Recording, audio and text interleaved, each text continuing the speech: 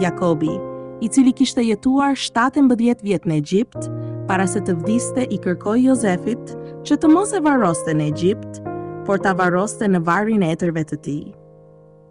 Kjo kërkesë tregon se Jakobi e mbajti deri në fund premtimin që Perëndia kishte thënë: "Unë do të zbres bashkë me ty në Egjipt dhe do të bëj që sigurisht të kthehesh dhe Jozefi do t'i mbyll sytë." Jakobi jetoi duke parë vullnetin e Perëndisë deri në çastin e fundit të jetës së tij. Përmes amanetit të tij, ai po u mësonte pasardhësve rëndësinë e premtimeve dhe vullnetit të Perëndisë.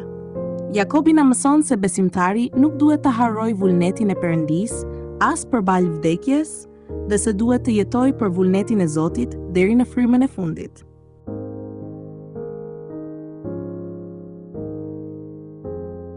Dëshira e Jakobit për t'u varrosur në Kanaan përmbante një besim të qartë.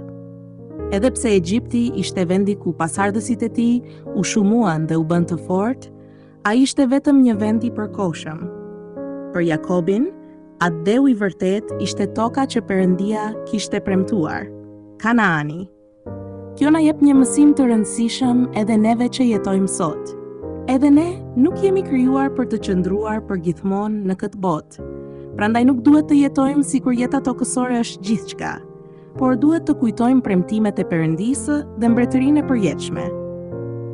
Duhet të jetojmë duke besuar se kur Zoti të vijë përsëri, mbretëria e Perëndisë do të përmbushet plotësisht. Për këtë arsye, zemrat tona nuk duhet të lidhen vetëm pas vlerave të kësaj bote të dukshme, por duhet të shikojmë drejt mbretërisë së përjetshme të Perëndisë dhe të jetojmë të përkushtuar ndaj vlerave të saj.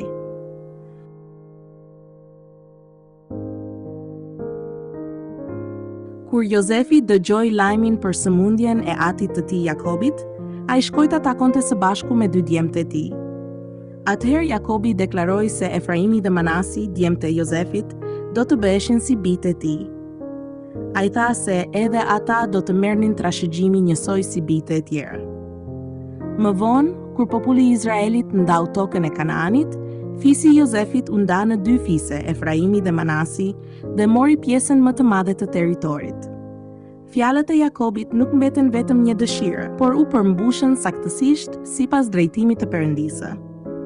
Përmes kësaj ne kuptojmë se premtimet e Perëndisë nuk janë kurrë të kota, dhe se ato përmbushen patjetër në kohën e caktuar prej tij.